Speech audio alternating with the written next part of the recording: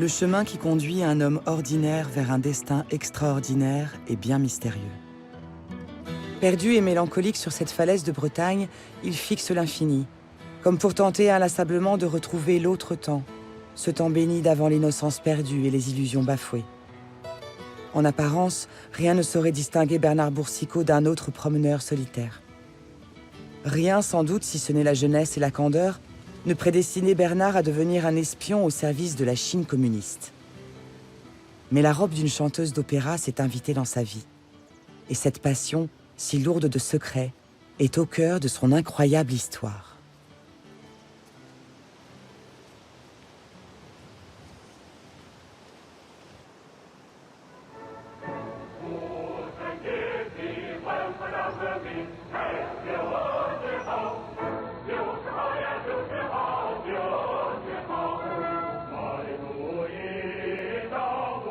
En 1949, la Chine s'éveille au communisme.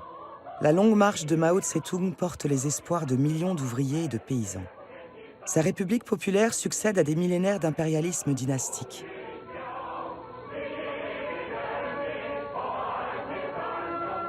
Refusant de suivre les directives du grand frère soviétique, Mao impose son propre modèle. Dès lors, la Chine vivra recluse entre ses murailles, cadenassée, inaccessible, impénétrable. 15 ans plus tard, la guerre froide a formé deux blocs opposés et surpuissants qui font peser sur le monde des menaces plus grandes encore.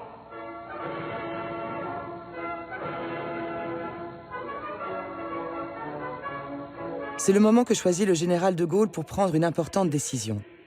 Farouche défenseur de l'indépendance de la France vis-à-vis du bloc occidental, il va se montrer tout aussi opposé à la domination de Pékin par le bloc soviétique. Et le 27 janvier 1964, il décide de rétablir des relations diplomatiques avec la Chine communiste. Depuis mon AVC, je suis revenu à Shanghai il y a 3 ans. J'ai fait déposer toutes mes affaires ici, chez mon cousin. Ça reste en famille. Tout est un peu la Chine, la Chine, la Chine. Ça, c'est le grand drapeau chinois qui recouvrait le tombeau de Mao. Voici une photo de moi quand j'ai 20 ans en Chine. Une deuxième naissance dans un pays où tout est exotique pour moi. Et je découvre une Chine où on a un peu tous l'impression de se prendre pour Marco Polo. Tous les étrangers. Chacun a quelque chose à découvrir que l'autre n'a pas vu. Rien ne pouvait laisser penser que Bernard Boursicot suivrait les traces de Marco Polo. Bien loin de ces grands bouleversements historiques, le jeune Bernard Boursicot ne rêve que de cinéma, de peinture, de voyage. Il aimerait partir en Amazonie. De ses origines bretonnes, de son enfance laborieuse dans les frimas du Morbihan, il n'a gardé qu'une certitude. Sa vie est ailleurs, loin des dimanches matins pluvieux sur les marchés avec son père et de son modeste emploi d'aide comptable à Vannes. En 1964, il a 20 ans et c'est à Paris qu'il veut tenter d'étancher sa soif de culture. Il fréquente les milieux cinématographiques, rencontre le fondateur de la Cinémathèque française, Henri Langlois, et sa compagne, Marie Merson. Il lui parle de cette ambassade que la France a décidé d'ouvrir à Pékin.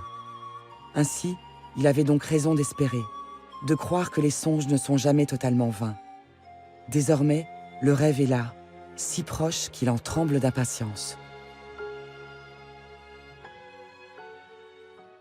Ils me disent, on est pressé, et il faut un comptable tout de suite. Acceptez-vous. Alors, j'ai pas mis longtemps, j'ai dit oui, bien sûr. Puis au dernier moment, ils me disent, c'est annulé, vous partez plus en Chine. On s'est aperçu que vous étiez mineur, il nous faut une autorisation de vos parents. Un mois après son arrivée à Paris, Bernard Boursicot s'envole pour Pékin. On imagine l'exaltation et l'enthousiasme qui doit envahir l'esprit du jeune Breton, plongé presque par hasard au cœur de l'histoire en marche.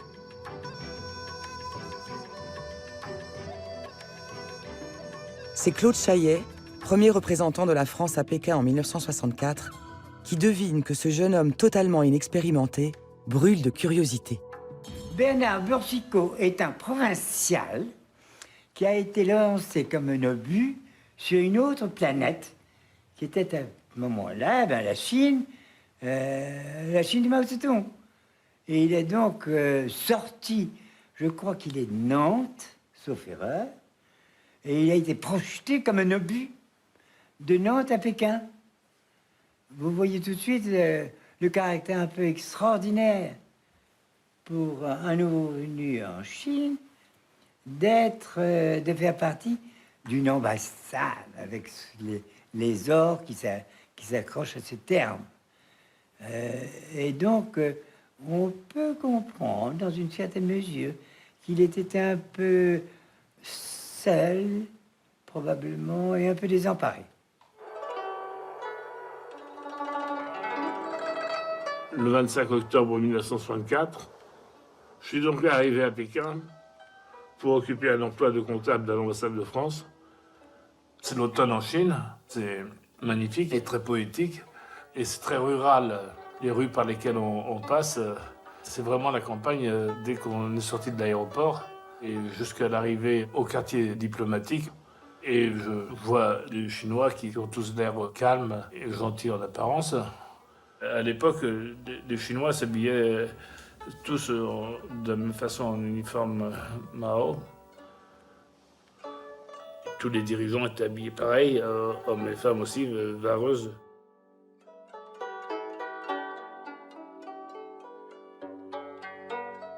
La vareuse était unisexe et uniforme, mais bien malin, qui aurait pu dire le sexe de l'autre. À l'inverse de cette aristocratie diplomatique française qui vit en vase clos, le jeune homme ne se lassera jamais de découvrir et de mieux connaître la Chine, fasciné par cette classe populaire dont il est lui-même issu, mais qui, ici, a pris le pouvoir. Bernard et son ami Patrice Fava, jeune chercheur en poste à l'ambassade, n'ont désormais qu'une hâte, enfourcher leur bicyclette et parcourir les ruelles de Pékin, plonger au cœur même des mystères de l'Orient. Tout le monde était habillé de la même manière, mais il est évident que j'ai jamais confondu les hommes et les femmes. Mais en revanche, moi qui avais les cheveux longs, j'entendais très souvent de la part des Chinois qui nous regardaient « Shenander Hashenuda ». Est-ce que c'est un homme ou est-ce que c'est une femme? C'est une question stupide, mais personne n'avait des cheveux longs. C'était impensable pour un Chinois d'avoir des cheveux longs. Donc voilà. Et puis de toute façon, on était des martiens pour les Chinois. Les Chinois n'avaient, pour la plupart, jamais vu un étranger en os, en chair et en os. Donc où qu'on soit, on était l'objet d'une curiosité extraordinaire. Je croyais que j'étais sur une autre planète.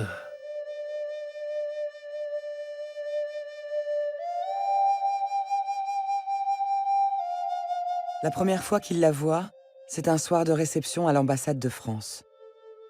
Alors que les gens du monde rivalisent d'élégance et de courbettes diplomatiques, Bernard est présenté à un personnage mystérieux. Son nom, Shi Peipu. Cet être hors du temps, qui d'un coup de crayon noir et d'un nuage de poudre de riz se transforme en princesse, fascine instantanément Bernard. Devant cette sirène orientale qui lui semble venir d'un autre monde, d'un âge immémorial de seigneurs de guerre, Boursicot ne tarde pas à succomber, et la flamme qui ce soir-là allume le cœur du jeune Breton ne vacillera plus. Mais ce que Bernard ignore et continuera d'ignorer jusqu'à sa perte, c'est que cet héritier d'une tradition millénaire est en réalité un héritier. Là, c'est Shi Peipu, un acteur ou une actrice d'opéra de Pékin. 过去的戏班里面的旦角啊，也就是女的，都是由男的来演的。他可能就跟，叫所谓下九流，可能就跟那个，怎么说呢，就是那些妓院啊、红灯区啊这些是一个档次的。所以说，如果女人唱戏的话，就相当于就是进了那个地，进了这个所谓过去的，跟妓女是差不多的。所以社会底层很低，女人是不能唱戏的。 你像女人唱戏，就相当于，就像做了妓女一样，所以呢，只有男人来唱戏。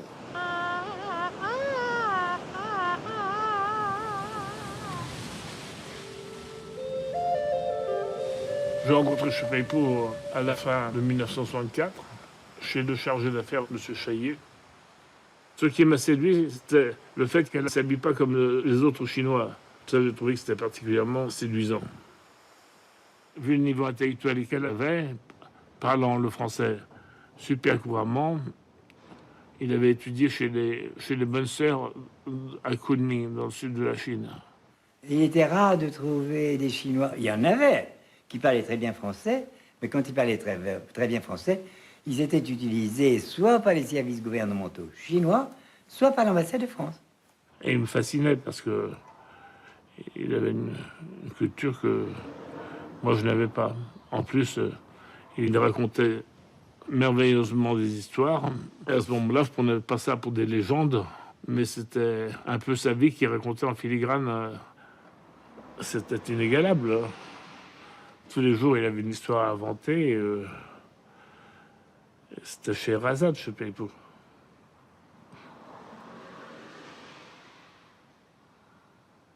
Du vrai chez Razad.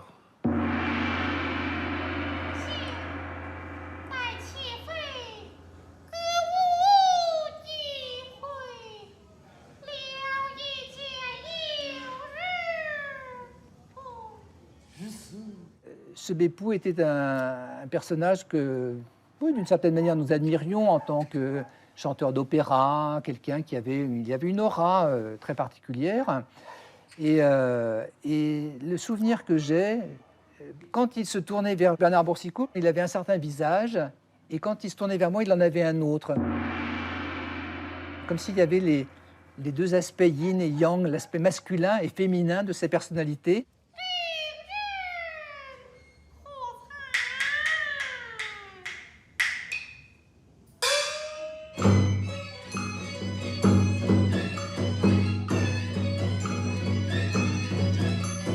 À mon arrivée en Chine, je n'avais pas d'expérience sexuelle.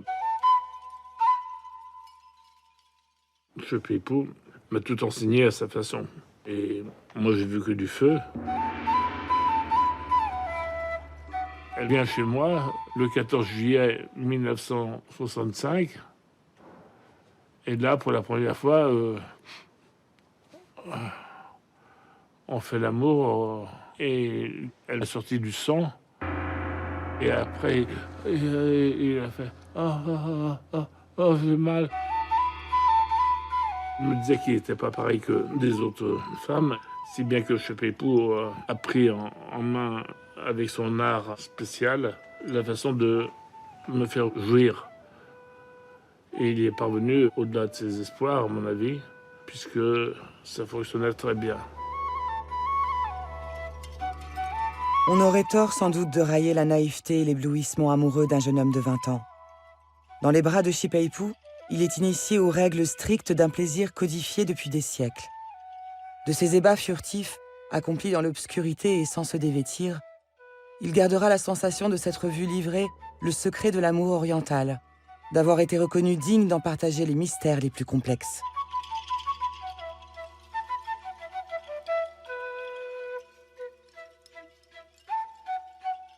Le 13 décembre 1965, je quitte Shi Peipu et la Chine, convaincu que qu'elle attend un enfant de moi, et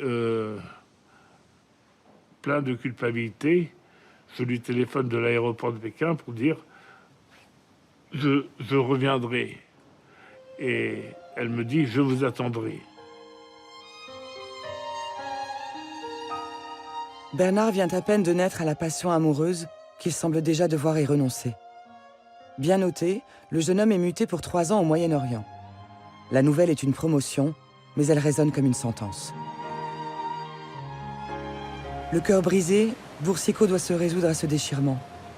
Il fait ses malles avec l'espoir et la volonté de retrouver au plus vite celle qu'il considère alors comme le seul et unique amour de sa vie. Les gens, en arrivant en Chine, se dépersonnalisaient. Ils devenaient...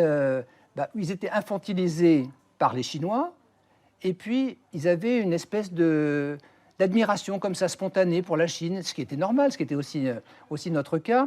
Et finalement, ils ne voyaient que les bons côtés. Et comme les Chinois avaient l'art de recevoir les gens, ils se sentaient de retour les ambassadeurs de la Chine à l'extérieur. La Chine était un pays qui était tellement fermé, tellement mystérieux. Le fait d'y être allé était déjà quelque chose de tellement formidable. Et puis, l'intelligentsia française était très marxiste et voyait dans le modèle chinois tout ce que les autres pays socialistes n'avaient pas réussi.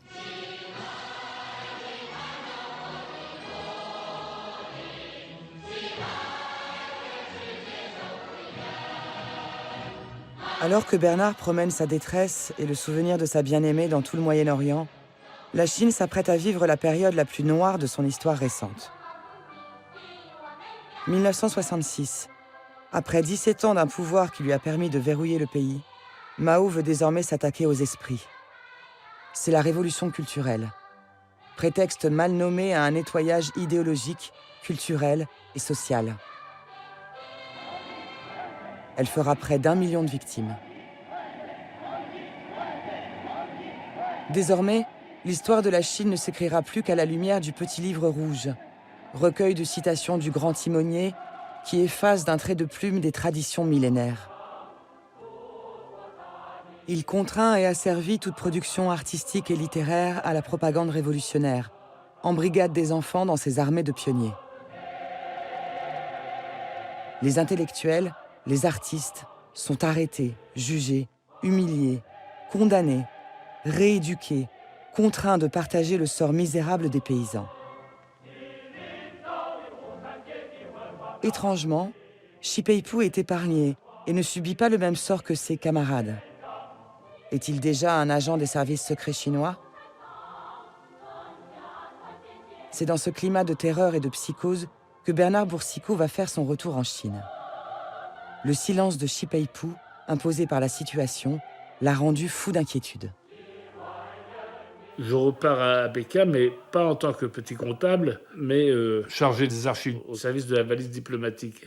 Dès mon arrivée, dès que j'ai posé les pieds à Pékin, je suis hanté par la nécessité pour moi de retrouver Shi Peipu, ma femme et nos enfants.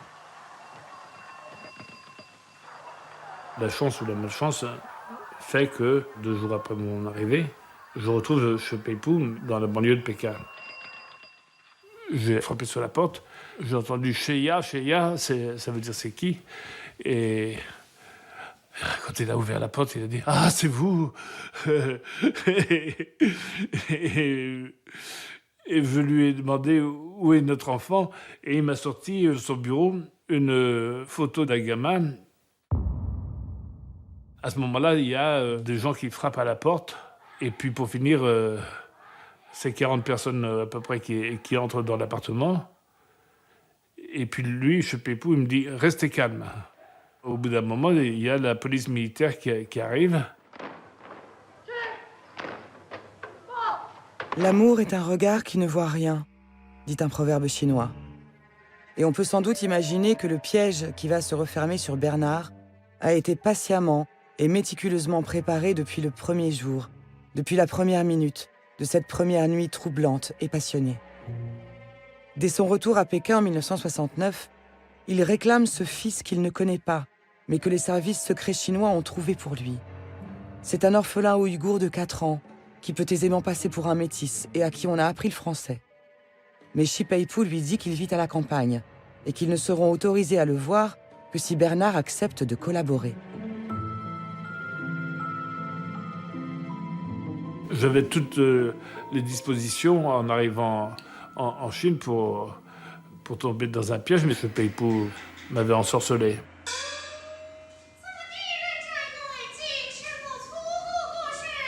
Le chantage est là, et le destin parle. Bernard Boursicot sera donc cet espion que la Chine a pris tant de soin à fabriquer.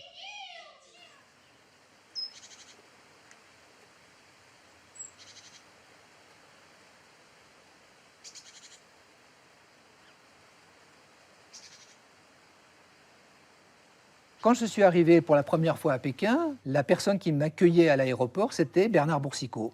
Et je me souviens très bien qu'on avait pris une bière à l'aéroport et j'étais impressionné parce qu'il avait commandé une bière en chinois, Yiping Pitio. Et moi qui avais déjà appris le chinois, enseigné le chinois, c'était un terme qui n'était pas de mon vocabulaire. Donc je me suis dit, ah ben voilà quelqu'un qui connaît bien la Chine. Et c'est grâce à lui aussi que j'ai fait mes premiers pas dans Pékin, qui m'a emmené dans les petits restaurants, où finalement... Et surtout à une époque où les étrangers et les diplomates étaient quand même véritablement terrorisés à l'idée d'aller se promener en ville, parce qu'on était quand même au lendemain de la Révolution culturelle, et il y avait eu de nombreux incidents, notamment devant l'ambassade de France. L'ambassade de France avait été encerclée par les gardes rouges.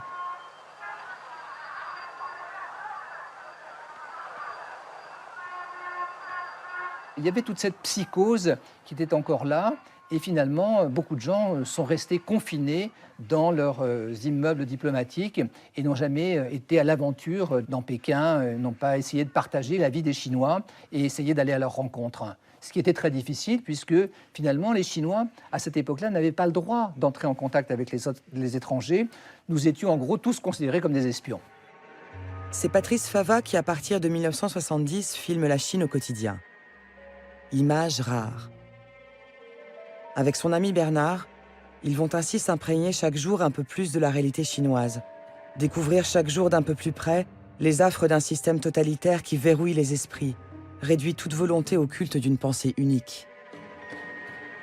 Avec Bernard Boursicot, je me suis très souvent aussi promené comme ça, avec ma caméra, dans les petites rues. Donc il a aussi été très souvent mon assistant, entre guillemets. C'était quelqu'un qui était un peu téméraire. Donc, à une époque où beaucoup de gens n'osaient pas sortir de l'ambassade, nous faisions figure tous les deux de gens qui prenions des risques. Mais en fait, il y avait toutes sortes de difficultés pour tourner à cette époque-là. D'abord, la curiosité des Chinois, des regards caméra. Dès qu'on était quelque part, un étranger plus une caméra, on créait des attroupements formidables. Et puis, en plus de ça, on avait souvent affaire à des activistes qui trouvaient que ce qu'on filmait n'était peut-être pas ce qu'il fallait filmer. Et donc, il est arrivé plusieurs fois que je me retrouve, par exemple, dans un comité révolutionnaire, interrogé, écrivant mon autocritique. Peu à peu, Patrice et Bernard participent même aux réunions des comités de quartier. Séances de lavage de cerveau au cours desquelles les gardiens de la Révolution s'assurent que les pensées de Mao sont comprises, assimilées, enregistrées, incontestées. Et d'ailleurs, avec Bernard Boursicot, on avait une expression, quand on allait comme ça, quand on allait faire nos autocritiques dans les comités révolutionnaires, on disait qu'on s'était fait masser. Parce que c'était toujours vis-à-vis des masses. On pouvait avoir un comportement qui n'était pas adapté au désir des masses.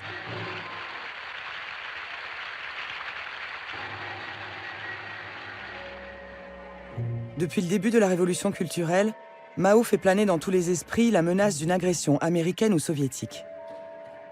À l'ambassade de France, Bernard Boursicot est désormais responsable de la valise diplomatique.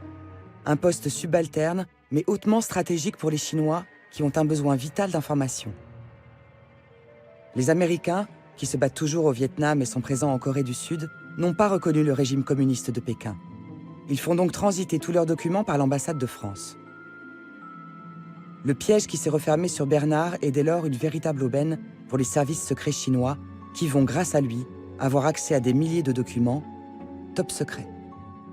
C'était des piles de documents qui arrivaient tous les 15 jours par la valise diplomatique et je les triais. Et puis, j'essayais de voir qu'est-ce qui était intéressant pour la Chine dans le contexte politique de l'époque. Et les documents parlaient de la vision qu'avaient et les Américains et les Russes sur la Chine. Et je pensais, et puis jamais on m'a dissuadé, que ça intéressait le gouvernement chinois.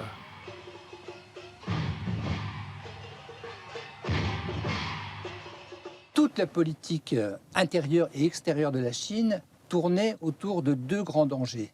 L'impérialisme américain, les Américains et la guerre du Vietnam, et puis alors encore plus important que ça, c'était l'Union soviétique. Et dans Pékin, dans les années 70-71, on creusait des souterrains dans toute la ville. Toutes les petites ruelles de Pékin, tous les routons étaient le ventre ouvert et on créait une véritable ville souterraine. Toutes les universités avaient leurs abris souterrains. Donc on se préparait à une attaque imminente de l'Union soviétique et ça c'était le grand danger. Tous les slogans qu'on voyait à la campagne, Beijan, Beihuang, Wei Renmin, préparer la famine, préparer la guerre pour le peuple. À l'ambassade de France, Bernard semble mener la vie d'un petit fonctionnaire zélé. Il s'est fondu dans le paysage et personne ne fait vraiment attention à ses allées et venues.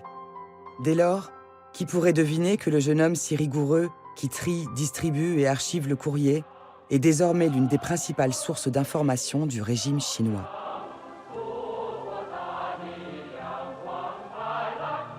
Pour faire mon devoir internationaliste, je pensais qu'il fallait que je leur montre quelques documents de l'ambassade de France. Je tâchais toujours d'apporter un sur la politique de l'URSS, un autre sur le conflit sino-soviétique, vu de Moscou, et puis des dépêches venant de Washington. Peipo m'a dit, il faut pas plus de 3 documents il faut apporter, parce que sinon ils vont croire que c'est facile. Comme j'étais très bien noté, 19 sur 20, personne ne soupçonnait qu'il y avait une taupe à l'ambassade de France, et surtout pas moi. 3 fois par semaine, je sortais de l'ambassade à midi avec des documents dissimulés sur mon parka. Je prends ma bicyclette. À peu près 3 km plus loin, il y avait 3 policiers dans un sidecar qui m'attendaient et qui démarraient quand j'étais passé. Et c'est au bout d'un moment seulement que j'ai compris que j'avais une escorte pour me protéger. Les agents de liaison venaient les prendre et les photocopier.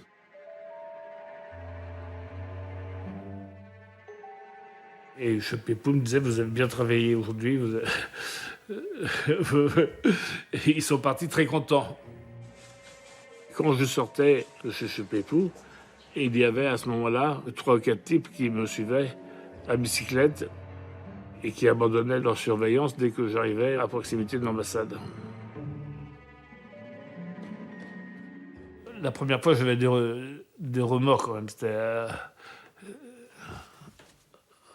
J'étais gêné de trahir. Mais la seconde fois, la troisième fois, la quatrième fois, à la suite, c'était devenu une habitude.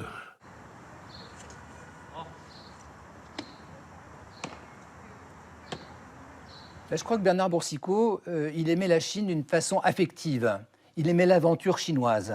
Il était là, non pas pour écrire des livres sur la Chine, ou pour faire des films, ou pour faire des conférences sur la Chine. Il était là, il vivait les choses. Alors évidemment, à l'époque, on ne savait pas ce qu'il vivait en Chine. Mais évidemment, il vivait une expérience rétrospectivement qui, on peut penser, passionnante, puisqu'il avait des contacts avec les Chinois alors que nous-mêmes, nous n'en avions pas. Les étrangers étaient complètement coupés des réalités chinoises et surtout du contact avec les Chinois. Et apparemment, lui, il était en Chine comme un poisson dans l'eau. Et à travers Peipo, mais apparemment, il rencontrait beaucoup de Chinois.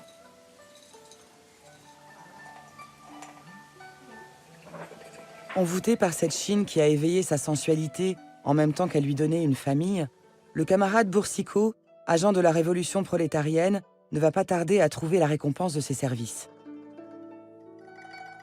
Fou de joie d'avoir récupéré Shi Doudou, ce fils si tendre qu'il appelle papa, il est bientôt autorisé à sillonner le pays. Avec Shi Peipo et Shi Doudou, il visite la province natale de Mao, admire les monts de la longévité céleste ou les tombeaux de la dynastie Ming. Ombre laborieuse à l'ambassade, il croit être devenu, en dehors de ses murs, une personnalité considérée et couverte d'égards. Je n'avais pas l'impression de trahir la France ou des intérêts français. J'ouvrais les yeux aux Chinois sur comment fonctionnait le monde. Ils étaient si bornés dans leur propagande que je trouvais que je rendais service.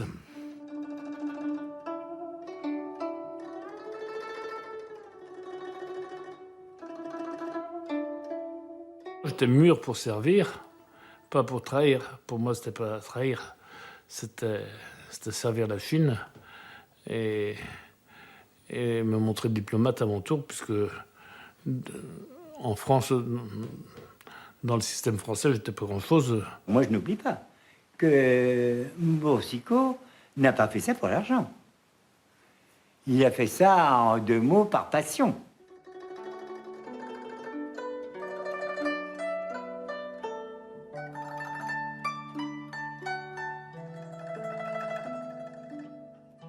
Il avait un comportement qui n'était pas le comportement de la norme.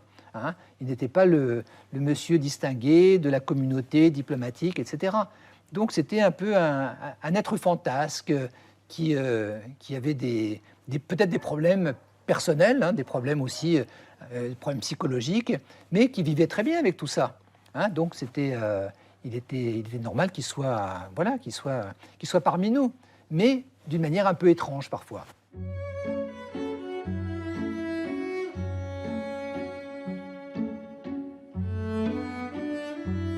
En 70, 71, 72, on ne couche plus ensemble avec Shepei-Pu. De temps en temps, il me faisait un service sexuel, et puis moi, j'étais pas si curieux que ça. Et à chaque fois que je lui disais, mais je veux voir, il disait, comment vous ne croyez pas? Il prenait ça comme une insulte personnelle. Et votre fils, j'ai tant souffert pour la voir, vous savez, c'est pas facile.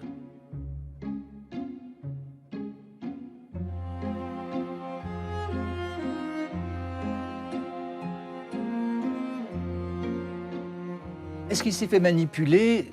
C'est difficile de le dire. En tout cas, si il a fait cela pour sauver Shepei-Pu, pour ne pas attirer d'ennui à Shepei-Pu, pour le protéger, bon, c'est peut-être vrai. En tout cas, peut-être que Boursicot était quelqu'un d'assez naïf aussi, qui n'a pas mesuré la gravité de ce qu'il était en train de faire, parce que c'était quelqu'un d'un peu écervelé, hein. C'était quelqu'un qui improvisait beaucoup, probablement, son existence. Je ne crois pas qu'il ait planifié d'être en Chine pour devenir un espion. Je pense que les choses se sont passées au fil du temps, au fil des rencontres, et tout ça est fait de beaucoup de hasard, sans doute. Je le voyais comme quelqu'un de marginal, d'inadapté, comme quelqu'un qui vivait un peu en dehors de la société des diplomates, qui n'avait pas véritablement d'amis parmi les gens de l'ambassade. Il en avait peut-être aussi à l'extérieur, puisqu'il arrivait souvent qu'il parle de rencontres avec d'autres gens. Mais finalement, c'est très très difficile de savoir qui il était. Moi, je le voyais plutôt comme un personnage de roman.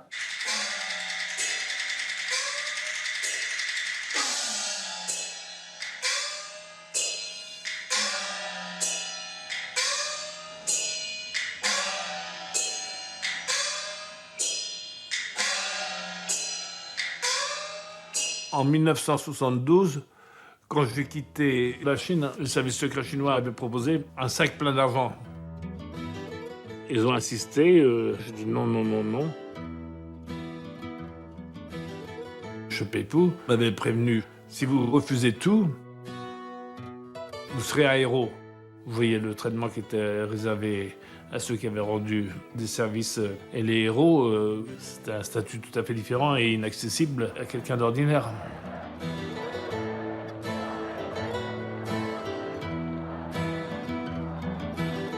En 1972, Bernard Boursicot quitte la Chine en héros, fier d'avoir assuré la protection de sa femme et de son fils. Pendant les 6 années que dure leur séparation, ils s'écrivent, se promettent de vivre ensemble. En 1978, Bernard est envoyé en Mongolie, où l'ambassade de France est rattachée administrativement à celle de Pékin. Et c'est à Boursicot que va revenir la mission d'y acheminer la valise diplomatique. Une fois par mois, pendant 4 ans, Bernard livrera à nouveau les secrets qu'elle contient et pourra passer du temps avec sa famille. Ensuite, il est muté au Belize, en Amérique centrale.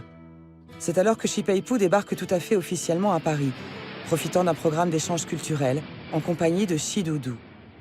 Et si son arrivée à Roissy est filmée par la télévision française, c'est que Shepei-Pu est considéré comme une star de l'opéra de Pékin et qu'il jouit d'une grande popularité dans certains milieux culturels français. Une situation qui suscite encore aujourd'hui bien des interrogations. Les services secrets chinois essayaient-ils de réactiver la source Boursicot ?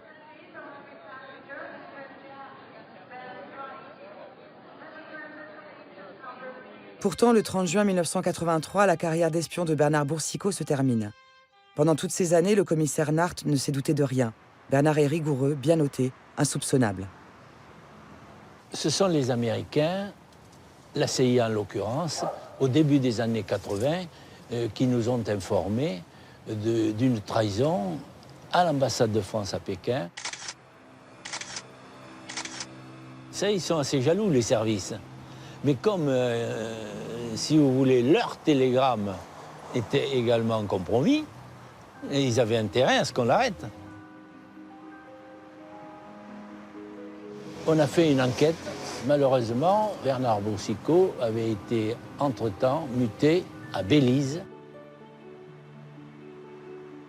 Nous n'avions pas du tout l'intention, pour ménager un effet de surprise, d'aviser le Quai d'Orsay pour le rapatrier à des fins d'interrogatoire. Nous avons attendu qu'il vienne de manière naturelle, c'est-à-dire à l'occasion de congés, pour l'interpeller.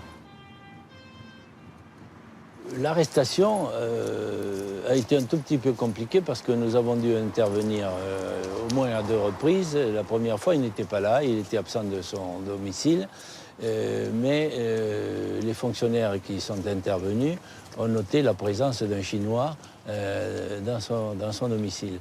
Nous sommes revenus quelque temps après. 3 types me sautent dessus, par derrière, en me prenant, et en criant « police, police, police ». Ils me disent « on a quelques questions à vous poser ». Puis moi je leur dis « mais je suis diplomate, vous ne pouvez pas m'arrêter ». Je m'accroche à un arbre. Et là, ils me mettent les menottes. Et il a été interpellé et conduit à l'époque rue d'Argenson, qui était le siège du contre-espionnage de la DST. Ils étaient bien informés. Le commissaire Nart me dit « on veut savoir ce que vous avez fait en Chine entre 1969 et 1972 ». Nous avons découvert le piège dans lequel il était tombé par ses déclarations en explorant les relations qu'il pouvait avoir avec les citoyens chinois, ce qui, à l'époque, pour un Chinois, c'était formellement interdit d'avoir des relations avec un occidental. Donc il y avait là un problème. Et il nous a expliqué qu'il était en relation intime avec une femme qu'il a appelée Chipépou. De cette relation, selon Boursicot, était né un petit garçon dont le nom était Chidoudou. Il me tournait autour avec un dossier en plastique où il y avait la photo de Chidoudou, entre autres. Et là, j'ai craqué, comme on dit.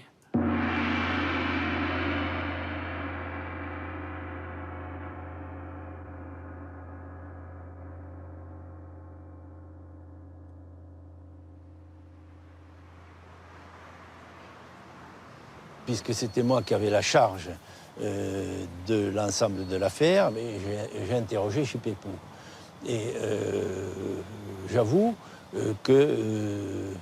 avoir eu en face de moi quelqu'un qui présentait les caractéristiques d'une femme, point de barbe, les mains graciles, etc. Si vous voulez, sur le moment, il ne m'est pas venu à l'esprit que tous les rôles de l'Opéra de Pékin sont tenus par des hommes, y compris les rôles de femmes. Donc moi, j'ai interrogé une femme. Quand j'ai découvert que Bernard Boursicot était l'espion numéro 1 et le danger public numéro 1 qui avait été pris par la police, évidemment, j'étais comme tout le monde, je découvrais, à travers la presse française, ses activités, ce qu'on racontait. Évidemment, tout ça me paraissait à la fois exagéré et en même temps un peu incroyable. Donc, entre nous, on en parlait. Est-ce que c'était une provocation du ministère des Affaires étrangères, du Quai d'Orsay, de la DST? Évidemment, il y avait beaucoup de flou autour de toute cette histoire, jusqu'à ce que finalement, les choses deviennent de plus en plus claires. Quelques semaines après, lorsque nous avons déféré l'ensemble de ces protagonistes auprès du juge au palais de justice, ce magistrat m'a téléphoné en me disant, sur un ton très ironique, que M. Nart, j'ai fait examiner M. Chipépou et je peux vous dire que ce n'est pas une femme. Il employait l'expression, je peux vous dire qu'il en a 2 bien suspendus. Pour avoir le cœur net de cette affaire-là, il avait dû faire appel à un médecin, que Chipépou s'était fortement défendu, qu'il avait mordu le médecin, lequel avait battu en retraite, et ce sont alors plusieurs personnes qui l'ont maîtrisé et qui ont examiné son sexe et établi de manière formelle sa qualité d'homme. Le 3e soir où j'étais en tôle, j'ai appris par la radio la Matari chinoise était un homme. Je me suis dit, c'est pas possible. J'étais au 3e étage du lit en tôle. Je suis tombé 2 fois dans la nuit. 8 mois après, on a eu une confrontation. Je lui ai dit, mais pourquoi vous ne m'avez pas dit? Et il m'a répondu superbement, on n'a pas eu le temps. Je lui ai dit, est-ce que je peux voir? Et il a baissé son pantalon.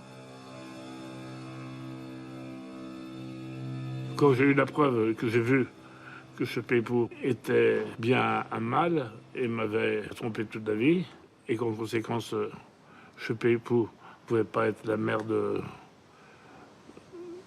ce doudou, je voulais en finir avec la vie.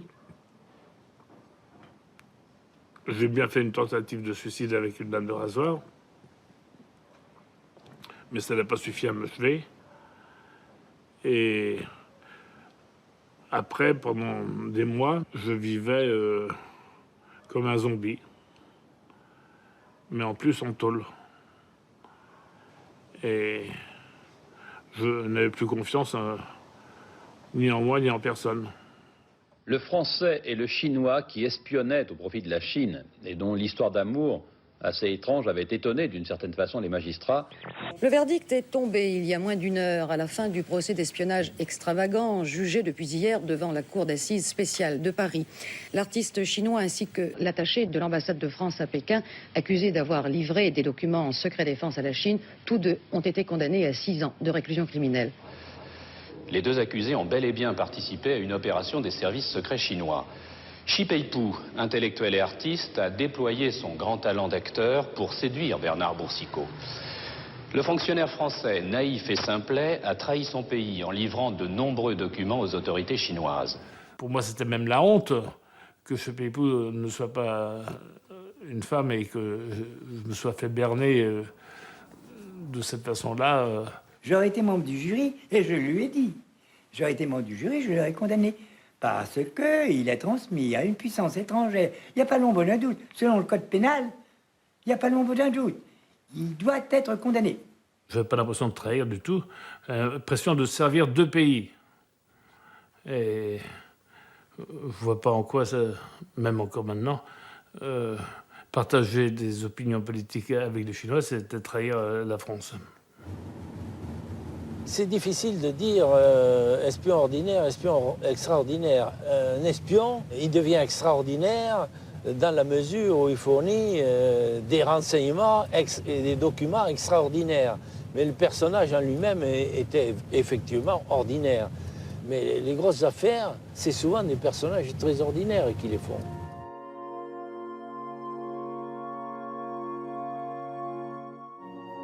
Acteur abandonné d'un théâtre trop vaste, dont les intrigues le dépassent, Bernard Boursicot purge sa peine à Fresnes, puis au centre de détention de Melun. Entre les 4 murs de sa cellule, terrassé par la honte et les regrets, il comprendra enfin la perversion de Shi Peipu, dont il a cru jusqu'au bout partager le secret le plus intime. Une prise de conscience d'autant plus amère pour Bernard que Shi Peipu ne sera presque pas inquiété. Sous la pression de Pékin, François Mitterrand le gracie en avril 1987, moins d'1 an après sa condamnation.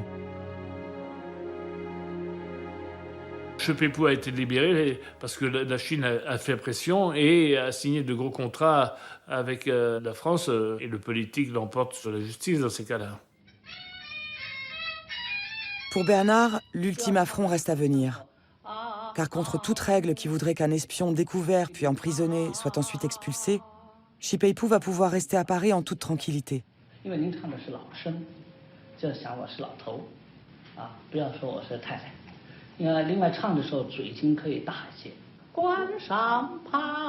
Il survit avec Shi Doudou grâce à une maigre pension de l'ambassade de Chine et à des cours de chant. Et il exerce désormais ses talents de séducteur auprès de cinophiles, artistes et membres de la diaspora chinoise. C'est une histoire machiavélique, mais menée de haut de main par quelqu'un qui est naturellement pervers, puisqu'il est mort, on peut le dire. Hein.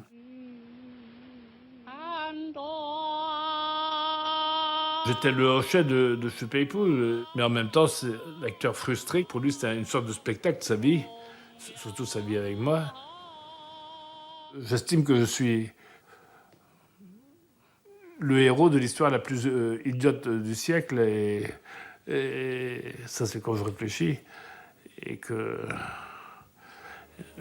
il n'y a pas de quoi en être fier.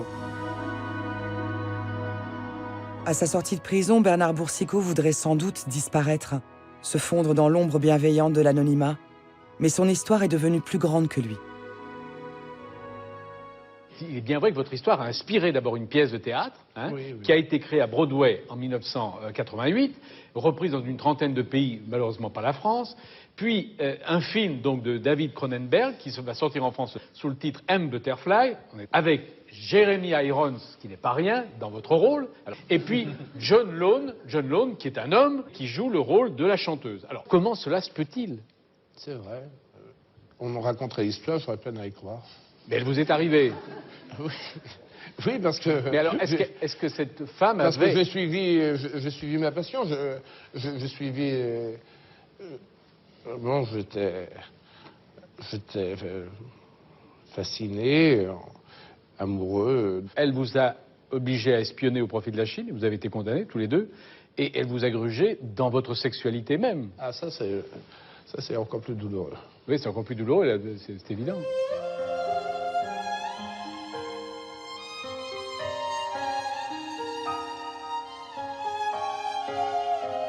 C'est un film magnifique, plein de poésie. Le rôle de Che Pei-Pu était proche du vrai. Un peu moins pervers que le vrai.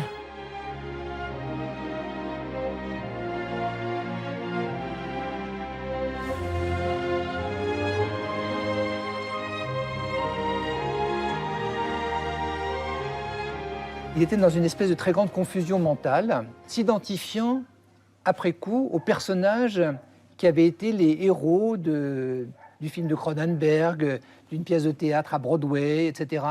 Donc son image s'était démultipliée comme dans un miroir, et je crois qu'il ne savait plus très bien qui il était.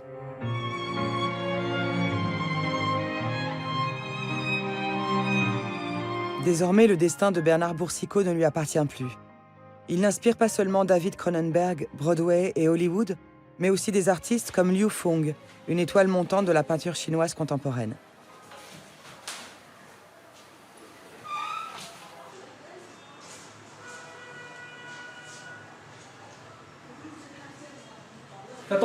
到这个系列呢，就是我觉得危机感加重了，然后这个人呢，好像时时刻刻有一种威胁感，好像要危机时刻要降临，然后也不像这个，实际上是我这是班长之后，我重新审视一下这个中国文化还有中国这种环境，画一幅受班长启发画的，这种人的这种生存时时刻刻的受到一种外在的压力，一种莫名其妙的一种紧张感，是得不到缓释的。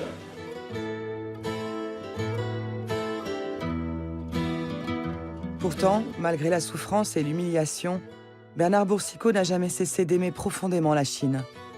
Et il y retournera souvent, jusqu'à ce qu'il soit victime en 2008 d'un grave accident vasculaire cérébral. Il revenait aussi en Chine avec un peu cette idée qu'il aurait voulu être reconnu par les Chinois. En fait, je crois que Boursicot, il vit beaucoup avec ce problème d'être mal aimé. Donc il a besoin de reconnaissance, il a besoin d'amitié, il a besoin de gens sincères qui le reconnaissent tel qu'il est, alors qu'il a été plutôt un peu toujours mis à l'écart, un peu toujours voilà, marginalisé par les autres.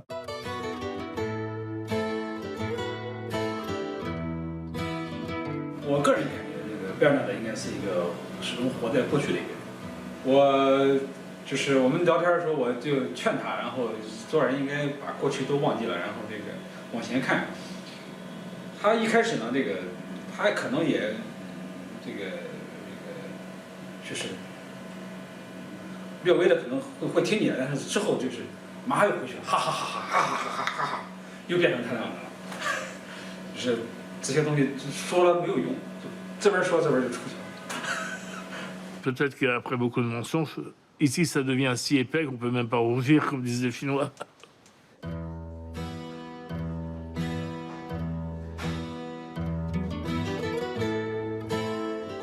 Aujourd'hui, Bernard Boursicot s'efforce de vivre avec le poids d'une peine inconsolable. Bernard a tout perdu.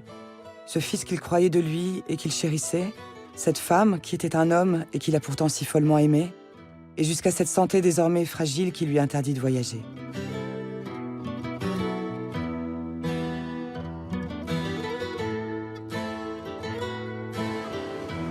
La honte et les regrets, ces invités funèbres au banquet des souvenirs, ne masqueront pourtant jamais le fardeau d'un amour volé.